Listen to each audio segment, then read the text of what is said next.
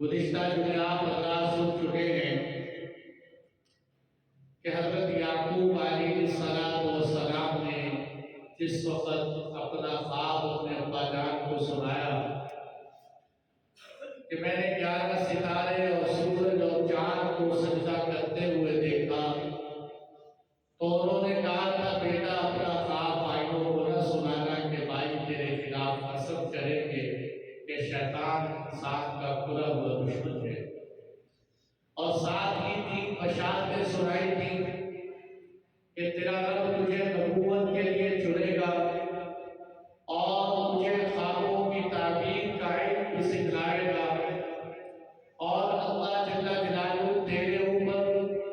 اور آنے والی یعقوب علیہ السلام کی نسل پر اپنی نعمتوں کو مکمل کرے گا۔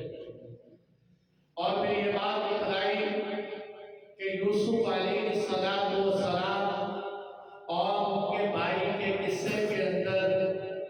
سوال کرنے والوں کے لیے اللہ نے بڑی نشانیاں رکھی ہیں، اور یہ بات بھی آ گئی تھی سامنے کہ یوسف علیہ السلام کے بھائیوں نے حضرت یوسف علیہ السلام سے صرف اس وجہ سے حسد کیا کہ احب الی ابینا، کہ یوسف علیہ السلام سے ہمارے والد محبت زیادہ کرتے ہیں، حالانکہ کثرت ہماری ہے، تعداد ہماری ہے، بڑے ہم ہیں، گھر کے کام کاج ہم کرتے ہیں، لیکن ابا جان محبت ان سے کرتے ہیں۔ اور انہوں نے کہا تھا ہمارے والد تو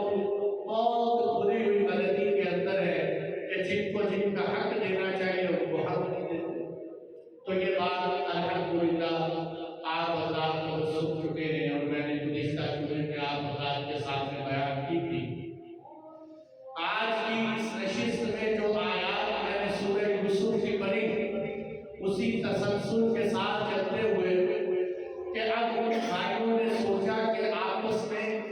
کہ کس طرح ہم اپنے والد کے منظور نظر بن جائیں، اور ہمارے ابا جان جو یوسف علیہ السلام سے محبت کرتے ہیں، کاش وہ محبت ہم سے کرنے والے بن جائیں۔ تو اس کے لیے ان کی آپس میں میٹنگ ہوئی، آپس میں ان کی مشاورت ہوئی، قال قائل منهم، کہ ان میں سے ایک کہنے والے نے کہا لا تقتلوا یوسف، انہوں نے کہنے والوں نے کیا کہا کہ اقتلوا یوسف، کہ تم یوسف علیہ السلام کو قتل کر دو، جب یہ قتل ہو جائیں گے تو ابا کی نظروں سے ختم ہو جائیں گے اور پیچھے ہم رہ جائیں گے، ابا جان ہم سے محبت کریں۔ ابھی تو معلوم اندر یا کیا کرو کہ ان کو کسی دور ملک کے اندر پھینک کے آ جاؤ، ان کو وطن سے بے وطن کر دو، ان کو یہاں سے نکال کر کسی ایسی اجنبی جگہ پر پھینک کے آ جاؤ کہ دوبارہ کے والد کے پاس ہی آئے۔ اس کا فائدہ کیا ہوگا؟ یخلو لکم وجہ ابیکم، کہ تمہارے ابا کی محبت خالص تمہارے لیے ہو جائے گی۔ اور کہنے لگے کہ اتنا بڑا گناہ کہ بھائی کو قتل کر رہے یا بھائی کو اپنے والد سے دور کر رہے، تو شیطان نے پٹی پڑھائی وَتَكُونُوا مِن بَعْدِهِ قَوْمًا صَالِحِينَ، کوئی بات نہیں،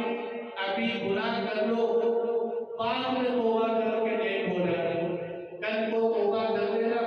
اور تم پھر فرمانبردار ہو جانا۔ تو دیکھو قرآن کی اس آیت سے ہمیں کتنی ساری باتیں معلوم ہیں کہ نمبر 1، حسد بہت سخت قسم کا گناہ ہے۔ یہ حسد ایسی گندی بیماری ہے کہ انسان اس حسد کی خاطر سگے رشتہ داروں کے ساتھ بھی برائی کی انتہا تک جا سکتے ہیں، کہ اپنے بھائی کو صرف اس وجہ سے کہ یہ ہمارے والد کی ان سے محبت زیادہ ہے تو قتل کرنے تک کا منصوبہ بنا۔ ابھی چند دن پہلے میں پڑھ رہا تھا، آج تو دنیا علم کا تو دور نہیں بلکہ الٹ دور ہے کہ ایک بھائی کے ٹک ٹاک پر فالوور زیادہ ہو گئے، دیکھنے والوں کی تعداد زیادہ ہو گئی، تو دوسرے بھائی نے اس کو قتل کر دیا کہ کیوں؟ اس کے فالوور زیادہ ہو گئے۔ حسد اتنی بری بیماری کہ یوسف علیہ السلام کے بھائی ان کو قتل کرنے تک کا منصوبہ بنا لیا، اور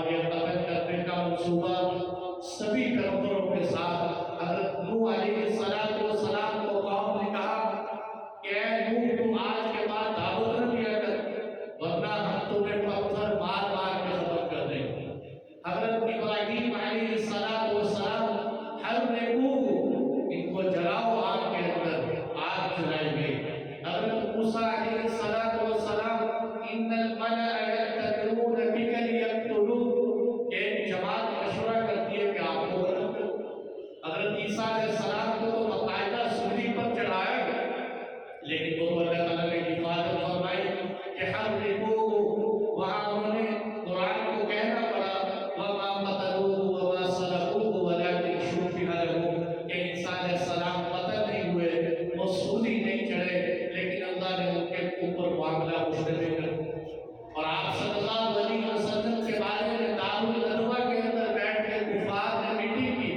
کہ آج اللہ کے محبوب کو ختم کر دیا جائے گا معلوم۔ قرآن نے کہا وَإِذْ يَمْكُرُ بِكَ الَّذِينَ كَفَرُوا لِيُثْبِتُوكَ أَوْ يَقْتُلُوكَ أَوْ يُخْرِجُوكَ وَيَمْكُرُونَ وَيَمْكُرُ اللَّهُ وَاللَّهُ خَيْرُ الْمَاكِرِينَ۔ کہ اس وقت کو یاد کرو کہ جب کفار دارالندوہ میں بیٹھے میٹنگ کر رہے تھے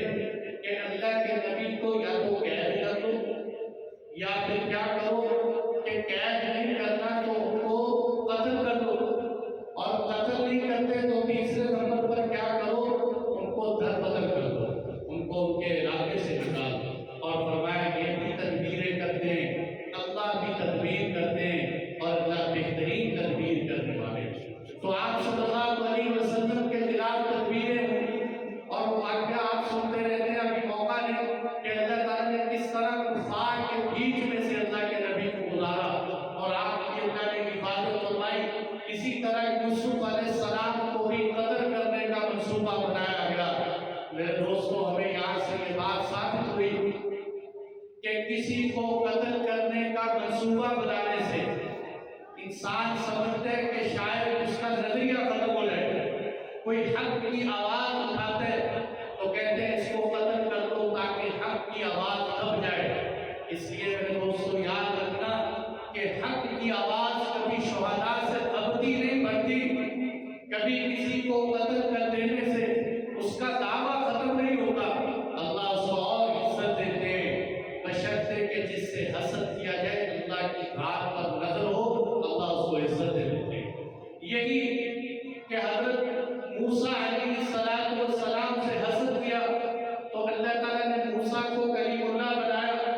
حضرت عیسیٰ علیہ السلام کو روح اللہ بنایا، حضرت ابراہیم علیہ السلام کو خلیل اللہ بنایا، کہ انہی کے ساتھ تم حسد کرتے ہو۔ اللہ نے کتنا بڑا پیغام اور اونچا کیا کہ اپنے آخری پیغمبر کو محمد رسول اللہ بنایا۔ اسی طرح آج اگر کسی کے ساتھ حسد کیا جاتا ہے اس کو پریشان ہونے کی ضرورت نہیں، بس وہ اللہ کی ذات پر نظر رکھے، اللہ اسے عزت عطا فرمائے۔ تو اس لیے اقتلوا یوسف، کہ یوسف علیہ السلام کو قتل کر دو، ابھی تبرؤ اندر یا دور کسی ملک کے اندر جو ہے ان کو چھوڑ آؤ، تو ہوگا کیا کہ تمہارے ابا کی محبت تمہارے لیے خالص ہو جائے۔ اچھا، مفسرین نے بڑی زبردست بات لکھی ہے کہ ان کی دونوں یوسف علیہ السلام کو قتل کرنے کا منصوبہ یا ان کو ملک سے دور کرنے کا منصوبہ، یہ اس کے دو مقصد تھے ان حضرات کے۔ نمبر ایک کیا کہ ہمارے والد کی محبت ہماری طرف ہو جائے، ابا کی محبت نصیب ہو جائے۔ یہ بہت اچھی بات ہے کہ باپ کی محبت کسی کو حاصل ہو جائے، اور اس لیے کہ آپ صلی اللہ علیہ وسلم نے فرمایا، اللہ تعالیٰ فرماتے ہیں میری رضامندی باپ کی رضا میں، میری ناراضگی دیکھنی ہو تو باپ ناراض ہے سمجھو میں ناراض ہوں، ماں باپ کی ناراضگی اللہ تعالیٰ کی ناراضگی۔ اس لیے اگر کوئی ماں باپ کو راضی کرنے کے لیے کوئی کاوشیں کرتا ہے تو شریعت میں بہت اچھی بات۔ اور دوسرے نمبر پر یعقوب علیہ السلام نبی، اور نبی کو خوش کرنے کے لیے کوئی کام کرنا یہ بھی بہت پسندیدہ ہے۔ جیسے حضرت عبداللہ بن عمر رضی اللہ عنہ فرماتے ہیں، بخاری کی حدیث ہے کہ ہم آپ صلی اللہ علیہ وسلم کی مجلس میں بیٹھے تھے، آپ نے فرمایا ان من الشجر شجرۃ لا يسلم ورقها، کہ ایک درخت ایسا ہے کہ جس کے پتے نہیں گرتے، وہ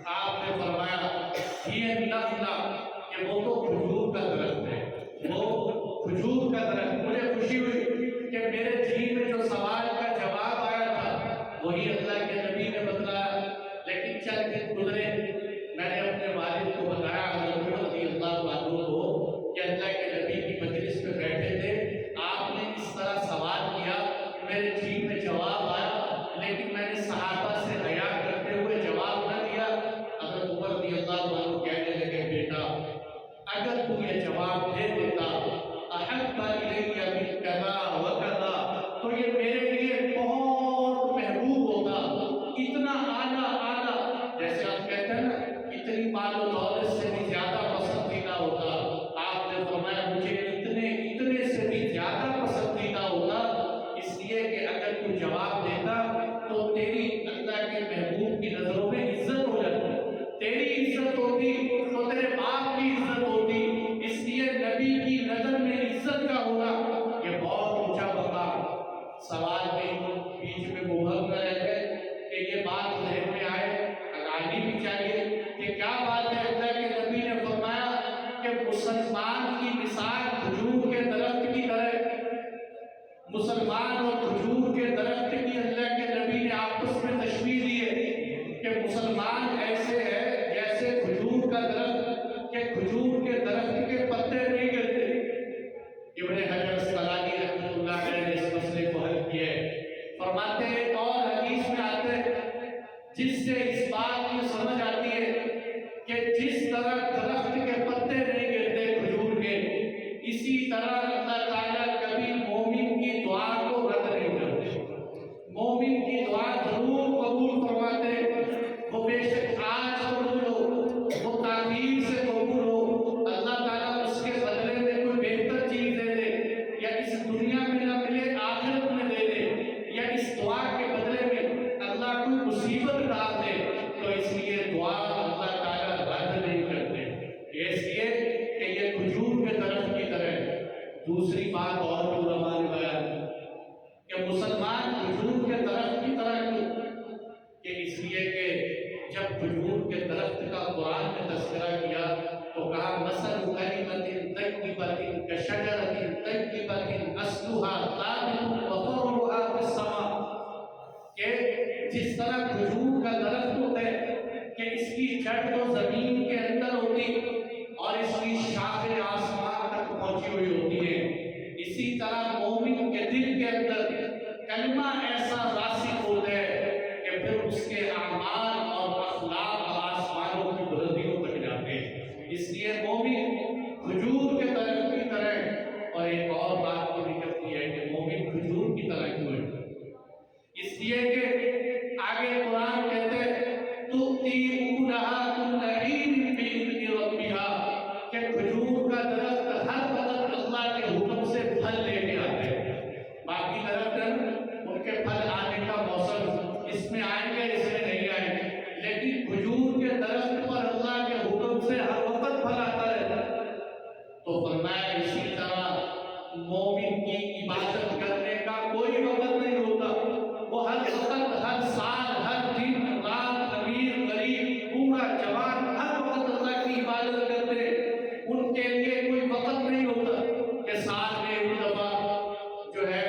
جناب عشق رسالت کا نعرہ لگا کے سارا سال ختم،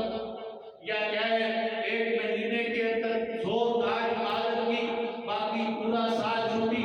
ہفتے میں صرف جمعے کے دن نماز پڑھی، باقی 7 دن چھٹی نہیں، بلکہ مسلمان ہر وقت، ہر حال میں، ہر لمحہ اللہ کی طرف متوجہ ہوتے ہیں۔ اس لیے فرمایا مومن کھجور کی طرح۔ تو میرے دوستوں میں کہنا یہ چاہتا تھا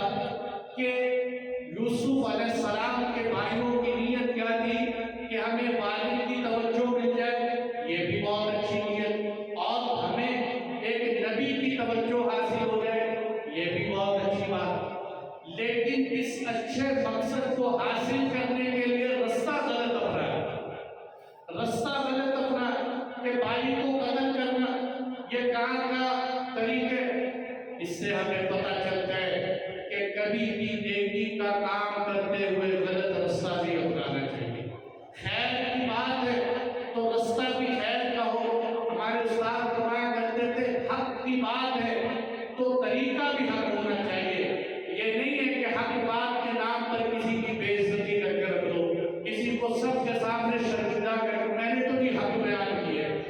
حق اتنا اس طرح کا حق نہیں ہو کہ حق کو سب کے سامنے بدنام کر دو، حق بات ہو، حق طریقہ ہو۔ اس لیے میں اکثر اختلافات کرتا ہوں کہ لوگوں نے کسی کو مسئلہ بتانا تو پوری مسجد میں اس کو ڈانٹ دیں اور پتہ چلے کہ یہ مفتی صاحب ہیں اور جن کو ڈانٹ پڑنی ہے وہ جاہل صاحب ہیں، مولانا صاحب مفتی صاحب لیکن جاہل صاحب کو ڈانٹ رہے ہیں۔ بھائی اس کو بلاؤ پیار سے، محبت سے، اس نے کوئی کفر تھوڑی نہیں، اس کو پیار سے سمجھاؤ۔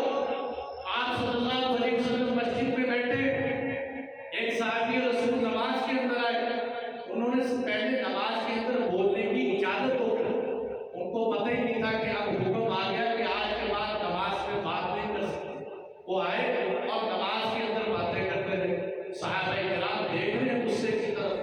طرح کا ہوتا ہے. اب جیسے ہماری مسجد میں نماز کے اندر باتیں کر رہا ہوں، لیکن جب سلام پھیرا آپ صلی اللہ علیہ وسلم نے بلایا اس صحابی رسول کو، وہ صحابی فرماتے ہیں میرے ماں باپ فدا ہو گئے اللہ کے محبوب پر، ماں ضربنی مجھے مارا نہیں، ولا قہرنی مجھے ڈانٹا نہیں، مجھ پہ غصے نہیں ہوئے، بلکہ پیار محبت سے سمجھایا کہ بھئی آج کے بعد نماز کے اندر باتیں کرنے کی اجازت ہے. یہ ہوتا ہے طریقہ. حق بات ہو، طریقہ بھی حق ہو، اس لیے حق کو سن لیتے ہیں، طریقہ سیکھتے نہیں، اور زبردستی ایسے ٹھونستے ہیں کہ وہ بیچارہ مسجد سے نکل جاتے ہیں. اس لیے بھائیو ہمیشہ طریقہ بھی حق ہو اور بات بھی حق ہو. اور دوسری بات، آج کل بہت سارے لوگ ہیں وہ سود لے رہے ہیں، سود کے اوپر پیسے رکھتے تھے کہ جی کیا بات ہے، ہم تو سود کے پیسوں سے غریبوں کی مدد کرتے ہیں، ہم سود کے پیسوں سے بیواؤں کے گھر آباد کرتے ہیں، ہم سود کے پیسوں سے. ایک دن مجھے ایک صاحب کی بات آئی، مفتی صاحب میں نے توبہ کر لی ہے، میرے پاس رشوت کے پیسے بہت تھے، ان سے مسجد بنا لی. شرم نہیں آتی؟ کتنا گندا مال اللہ کے گھر پہ لگا ہے. اس لیے کہ لوگ کیا سمجھتے ہیں کہ یہ مال ادھر لگا دو تو حرام ختم ہو جاتے ہیں. بھائی نہیں، سود ہے ہی سود ہے، وہ تو لعنت ہے. اس خبیث اور لعنت مال سے جان چھڑانے کے حل کے لیے کہا جاتا ہے کہ اس لعنت سے جان چھڑانے کا کوئی رستہ نہیں ہے، چلو اب اس کو صدقہ کر دو. یہ نہیں ہے کہ اس کو صدقے کرنے کا ثواب ملتا ہے، بلکہ علماء کہتے ہیں سود کے مال کو صدقہ کرتے ہوئے ثواب کی نیت کرنا گناہ ہے. ثواب کی نیت نہ کرو، صرف یہ نیت کرو کہ یا اللہ یہ مصیبت تھی، سے جان چھڑا. تو اس لیے بات بھی طریقہ حق ہو، رستہ بھی حق ہو، کہ دو بڑے بڑے مقصد، باپ کی رضامندی، نبی کی خوشنودی حاصل کرنے کے لیے کر رہے ہیں، لیکن طریقہ غلط ہے. تو قرآن نے بیان کیا کہ اقتلوا یوسف او اطرحوه ارضا یخل لکم وجہ ابیکم، کہ تمہارے ابا کی محبت. اب اگلی بات دیکھو، وَتَكُونُوا مِن بَعْدِهِ قَوْمًا صَالِحِينَ، کہ ابھی یہ گناہ کر دو پھر توبہ کر دو. یہ ایسا شیطان کا داؤ ہے جو میرے سمیت ہر ایک پر حملہ آور ہوتے ہیں کہ یار ایک دفعہ کرو، چلو ایک دفعہ ہوگا، بس آخری دفعہ کرو پھر توبہ کرو، موقع مل جائے. چلو آج بھی نماز پڑھتے ہیں یار، چھوڑ دو، کل سے شروع کر لیں. چلو ہفتے بعد شروع کر لیں، چلو یار آج کل چیک کر لیتے پھر آگے دیکھیں. تو میرے دوستوں اس سے بڑی حماقت کوئی نہیں ہے کہ گناہ کو، شیطان کو ایک دفعہ آنے کا موقع دے دیا، پھر یہ خبیث جان نہیں چھوڑتا. ثم لآتینہم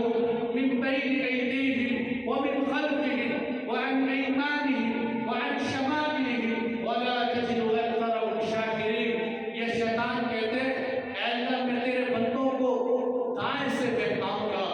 بائیں سے بہکاؤں گا، اوپر سے بہکاؤں گا،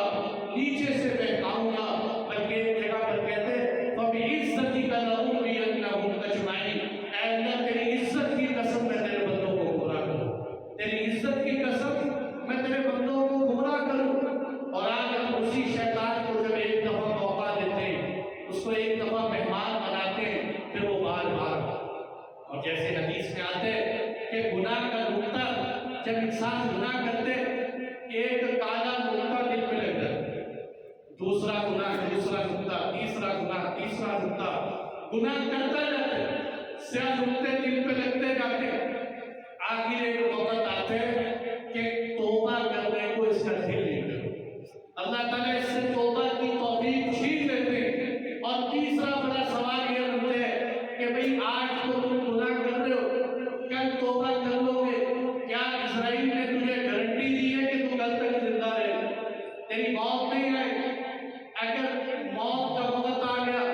بغیر توبہ کے دنیا سے چلے گئے تو کیا انجام بنے گا؟ اس لیے وَتَكُونُوا مِن بَعْدِهِ قَوْمًا صَالِحِينَ، جب شیطان آ کے ہمیں یہ دھوکہ دے تو ہم کہیں گے نہیں، آج بھی گناہ نہیں کرنا اور کل بھی گناہ نہیں کرنا، جان بوجھ کے ہم گناہ نہیں کریں گے. ہو جائے تو بنی آدم خطا کار ہیں، توبہ ہی توبہ، ہم گناہگار ہیں سارے، جان بوجھ کر شیطان کو موقع نہیں دے۔ اور آگے کیا فرمایا جب یہ ان کی میٹنگ ہوئی، قال قائل منہم، اب ان میں سے ایک بڑا بھائی جو یہودا تھا، بعد میں اس کا نام یہودا بتلایا، بعد میں اس کا نام روبین بتلایا۔ بڑا بھائی ترس آ گیا۔ بڑے بھائی جو ہوتے ہیں نا، چاہے کتنے بھی سخت ہو پھر بھی ان کے دل میں محبت تو ہوتی۔ وہ بڑا بھائی کہنے لگا کہ یار تم یوسف علیہ السلام کو قتل نہ کرو، لا تقتلوا یوسف، تم ان کو قتل نہ کرو، تمہارا مقصد ان سے جان چھڑانے کو ہے نا، تم ایسا کرو وَأَلْقُوهُ فِي غَيَابَتِ الْجُبِّ، تم یوسف علیہ السلام کو کسی اندھے اور گہرے کنویں کے اندر ڈال دو، تمہاری جان چھوٹ جائے گی۔ اور پھر کیا ہوگا، يَلْتَقِطْهُ بَعْضُ السَّيَّارَةِ، کہ کوئی گزرنے والا، کوئی مسافر، کوئی چلتا ہوا یوسف علیہ السلام کو وہاں سے نکال کر لے جائے، تو اب تمہارے ابا سے دوری کرنے تو قتل کیوں کرنے؟ یہ اس نے نرم دلی کی رائے ہے، بھائیوں میں سے سب سے نرم بات تھی کہ تم ایسا کرو کہ ان کو جا کر کنویں کے اندر، کسی گہرے کنویں کے اندر، غیابہ، غیابہ کہتے ہیں عربی کے اندر اس چیز کو جو کسی کو چھپا لے اپنے اندر ڈھک، اس لیے قبر کو بھی غیابہ کہتے ہیں، قبر چھپا لیتی ہے اپنے اندر۔ تو ایسا کنواں، ایسے کنویں کے اندر پھینک کے آؤ کہ جہاں وہ زندہ بھی رہے، وہاں سے نکل بھی نہ سکے، تو لہٰذا ایسے کنویں میں ڈالو۔ اور اس وقت ہوتا یہ تھا، اب تو بلوچستان میں بھی کئی ممالک جگہوں پہ ہم نے دیکھا اب بھی ہے کہ جو کنویں ہوتے تھے، کنویں کے اوپر بعض کنویں چرخی والے، ان کے اوپر ڈور بھی بنے ہوتے تھے، وہ گھومتے تھے، پانی نکال دیتے۔ کچھ کنویں ہوتے تھے کہ جن پہ چرخی لگی ہوتی تھی، رسی ڈور اپنا ڈالنا پڑتا تھا، تو بعض کنوؤں کے اوپر رسی ڈور ہوتا تھا، زیادہ تر نہیں ہوتا، تو قافلے آتے تھے اور اپنا رسی ڈور ڈالتے تھے، پانی نکال دیتے تھے۔ اور بعض دفعہ انہوں نے اپنے ساتھ غلام بھی رکھے ہوتے تھے کہ تاکہ اندر سے ہمیں پانی نکال کے دے۔ تو انہوں نے بھی کیا کہا کہ جب تم یوسف علیہ السلام کو کنویں کے اندر ڈالو تو کوئی قافلہ گزرے گا، اور جب وہ اپنا پانی نکالنے کے لیے کنویں میں ڈور ڈالیں گے تو یوسف علیہ السلام باہر نکل آئیں گے، قافلہ ان کو ساتھ لے جائے۔ يَلْتَقِطْهُ بَعْضُ السَّيَّارَةِ إِن كُنتُمْ فَاعِلِينَ، اگر تم کرنا ہی ہے اپنے ابا سے ان کو دور کرنا ہے تو یہ طریقہ ہوگا۔ یہاں جو قرآن نے ایک لفظ استعمال کیا يَلْتَقِطْهُ، یہ التقاط سے لقطہ عربی کے اندر استعمال کرتے ہیں۔ لقطہ کہتے ہیں کہ انسان بلا نیت، غیر اختیاری طور پر کوئی چیز اس کو گری پڑی کہیں سے مل جائے، اس کو لقطہ کہتے ہیں۔ اور اگر کوئی گری پڑی چیز نشاندار ہو تو اس کو فقہاء کی اصطلاح میں لقیط کہتے ہیں۔ یہاں پر علامہ قرطبی رحمۃ اللہ علیہ نے بہت بحث کی، لیکن میں طویل بحث میں نہیں جاؤں گا، مختصر بات کر دیں کہ اسلامی اصول یہ ہے کہ اگر آپ کو کہیں کوئی چیز گری پڑی نظر آئے تو صرف آپ کا کام یہ نہیں ہے کہ آپ اس کو چوری نہ کرو، بلکہ آپ کا کام یہ بھی ہے کہ اس چیز کی حفاظت کرو، اس کو سنبھالو، اس کے مالک کی تحقیق کرو اور اعلان کرو، جب اس کا مالک مل جائے اس کو وہ چیز پہنچا دو۔ اور اگر اس کا مالک نہیں ملتا، آپ کو پتہ ہے یہ چیز تھوڑے سے پیسوں کی ہے، وہ کون لے جائے، تو اگر آپ غریب ہو تو شریعت کہتی ہے آپ اس کو خود بھی کھا سکتے ہیں۔ شریعت کا غریب ہو، ہمارا غریب نہیں، یا چودھری کو بھی کہے وہ بھی کہتے ہیں میں غریب ہوں۔ یہاں شریعت نے جس کو غریب کہا ہے وہ غریب۔ آج کل لوگوں کو غریب بننے کا بہت شوق ہے، جن کو اللہ نے مالدار بنایا وہ بھی کہتے ہیں میں فقیر اور مسکین ہوں۔ تو اس لیے اصل غریب شریعت کا غریب کہ وہ خود کھا سکتے ہیں۔ ہمیں مسائل پوچھتے ہیں لوگوں کو، کہیں گے ہمارے اوپر نہیں لگتا کسی طرح سے بتاؤ بات پڑے۔ بہت سارے لوگ پنجابی کی پرانی غریب دیتے ہیں، اللہ کی زمین پہ پڑی ہوئی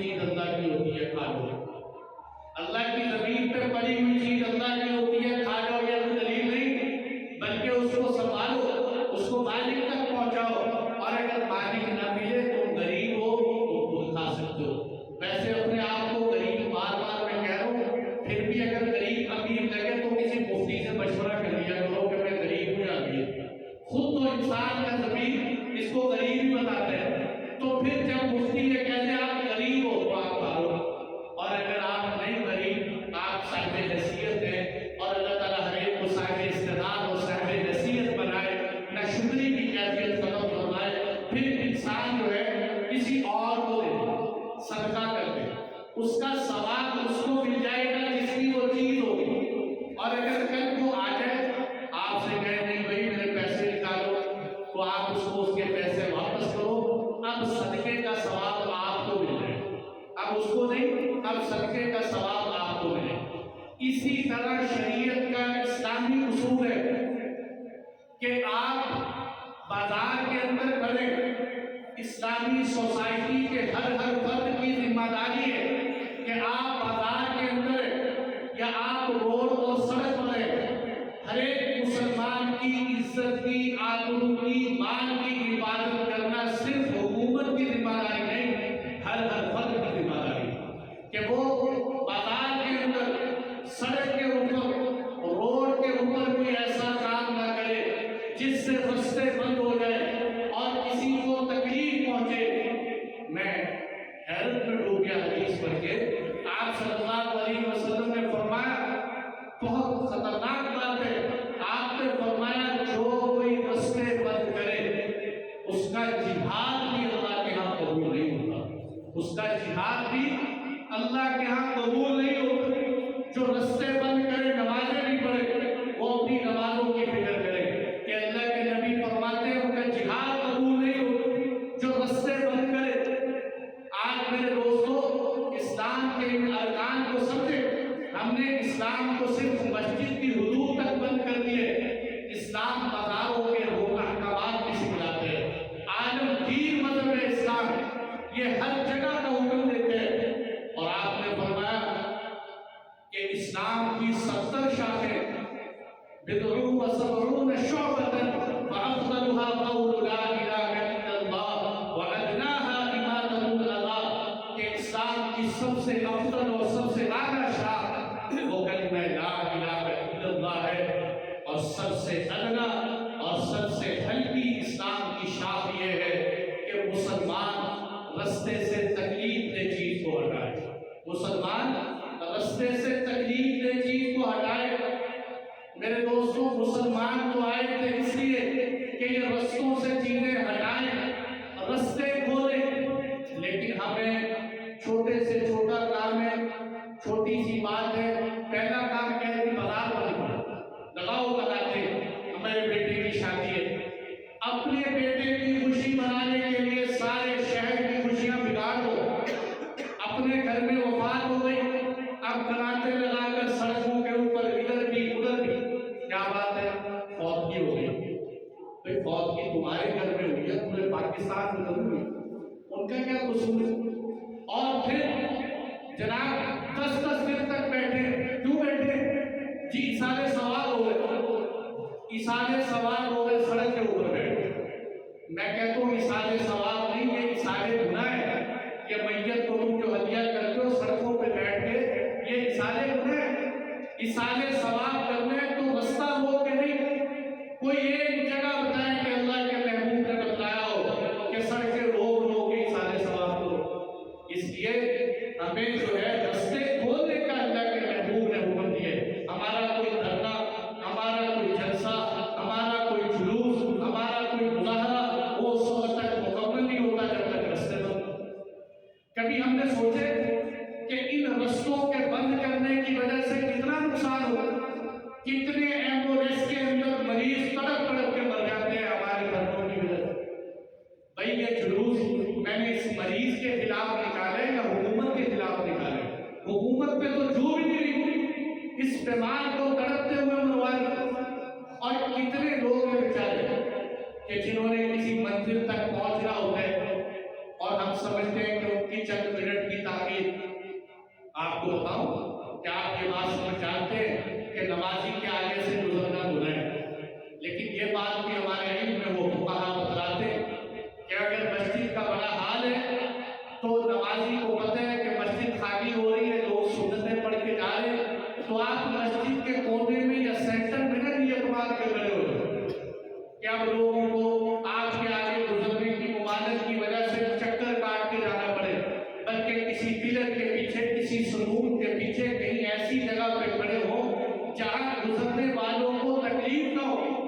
اور دیکھیں کہ اگر آپ نے ایسی جگہ پر نماز پڑھی جہاں گزرنے والوں کو تکلیف ہوئی تو گناہ آپ کو ملے گا۔ میرے دوستو، شریعت نماز کے اندر 2 منٹ کی تاخیر برداشت نہیں کرتی،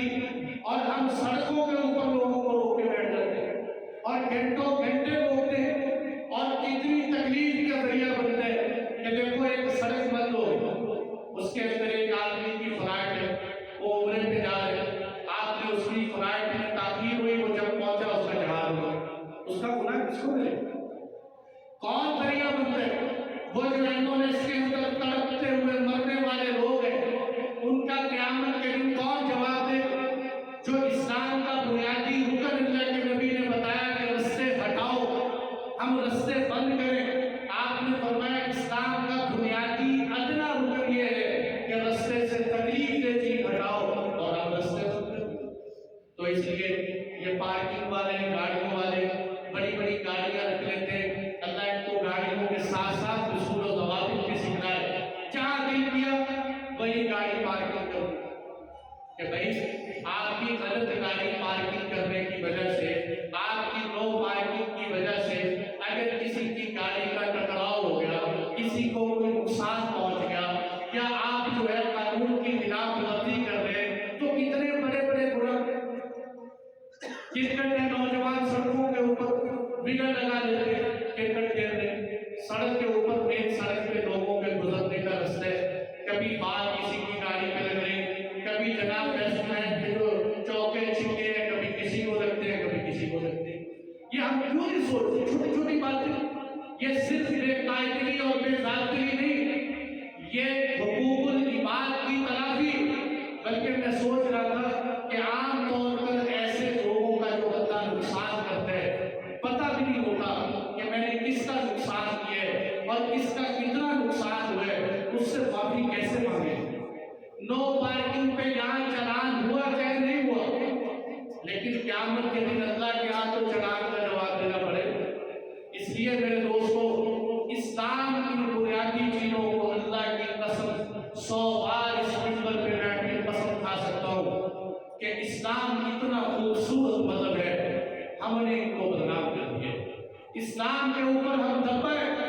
ہم داغ ہیں اسلام کے اوپر۔ میں کل پرسوں کہہ رہا تھا کہ 56 سے زائد اسلامی ملک ہے، کسی ایک ملک کے سربراہ کی داڑھی دکھاؤ، کسی ایک ملک کا سربراہ جو مسلمانوں کا سربراہ ہو، جو مسلمانوں کا حکمران ہو، یہ اسلامی سلطنت، یہ اسلامی ریاست اللہ کے نبی سنت کو دے کر گئے تھے۔ ہم کس منہ سے اسلام کی باتیں کرتے ہیں؟ اسلام کو ایسا خوبصورت مذہب اللہ کے نبی دے کر گئے، ہم گوروں کی باتیں کرتے ہیں، گوروں نے یہ کر دیا، گوروں نے یہ کر دیا۔ یہ گورے کے اندھیرا ہے، کچھ بھی نہیں ہے ان کے پاس، لیکن وہ عقل مند تھے، انہوں نے تمہاری کتابوں کو پڑھا، مسلمانوں تمہارے دین کو پڑھا، اور پڑھ کے اس میں سے اسلام کے اصول نکالے، اپنے ملک پہ نافذ کیے۔ آج تم ان کی تعریفیں کرتے ہو، تمہیں تو اللہ نے سارے نبیوں میں سے خوبصورت پیغمبر دیے، خوبصورت کتاب دی، بہترین مذہب اسلام دیا، تم ہی عمل نہ کرو تو کیا ہوگا؟ وہ معزز سے زمانے میں مسلمان ہو کر، وہ معزز سے زمانے میں مسلمان ہو کر، ہم خال ہوئے تارک قرآن ہو کر، ہم نے قرآن کو چھوڑا، اسلام کو چھوڑا، اللہ کے محبوب کی سنت زندگی کو پیچھے پھینکا، اللہ نے بھی ذلیل و خوار کر دیا کہ جاؤ تم کیا 56 اسلامی ملک ہیں، کسی ایک ملک کا روپ دکھاؤ، کوئی ایسا ملک ہو جو ہم سے ڈرتا ہو۔ ہماری حیثیت ہی کچھ نہیں، وجہ کیا ہے کہ اسلام کو پیچھے چھوڑ دیا۔ میرے دوستوں، میں جذبات میں نہیں، حقیقت بیان کرتا ہوں کہ اس لیے ضروری ہے کہ اسلام کو سینے سے لگاؤ۔ جس دن کے اسلام، آپ صلی اللہ علیہ وسلم نے ابو سفیان سے فرمایا کہ جس وقت مکہ المکرمہ میں انٹر ہو رہے تھے، ابو سفیان سردار تھا، اس کے دل میں شاید یہ بات تھی کہ اسلام قبول کروں گا میری سرداری چھن جائے گی۔ آپ نے فرمایا یا ابا سفیان، اے ابو سفیان، میں ایک ایسا دین لے کر آیا ہوں، ایسا مذہب لے کر آیا ہوں، جئتکم بکرامۃ الدنیا والآخرہ، کہ جس میں اللہ نے دنیا کی عزتیں بھی رکھی ہیں، آخرت کی عزتیں بھی رکھی ہیں، کہ اللہ نے بڑا بہترین مذہب دیا ہے۔ اس لیے میرے دوستو، اس مذہب کو سینے سے لگاؤ کہ